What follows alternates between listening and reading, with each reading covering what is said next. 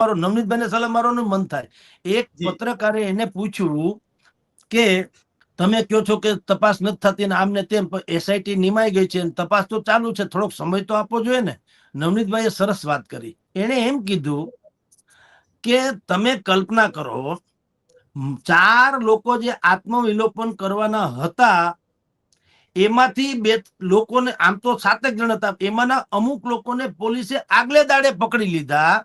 બીજા જે આ માથે જ્વલનશીલ પદાર્થ છાટે પ્રવાહી, ઈ પેલા પકડી લીધા.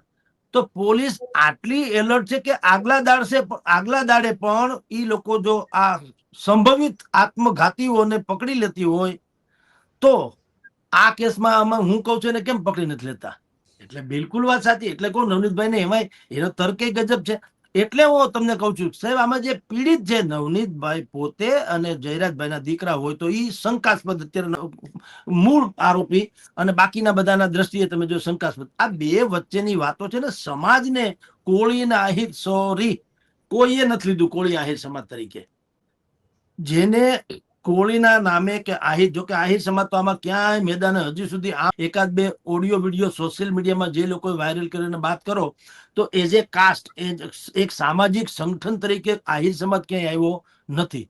કોળી સમાજના 4-5-6 નેતાઓ, અલગ અલગ લોકો, હીરાભાઈ સોલંકીથી માંડી પરસોત્તમ સોલંકીના દીકરા સુધીનું, અને સુરત થી જે ગાડીઓના કાફલા લઈને, 100 ગાડીઓના કાફલા લઈને ઋષિ ભારતીજી પધાર્યા હતા, એની સાથે જે નેતા હતા ઈ થી માંડીને બીજા બધા, એમ કોળી સમાજમાં બધાને એમ થયું કે આ બરાબર લોહા ગરમ હે તો માર દો હથોડા.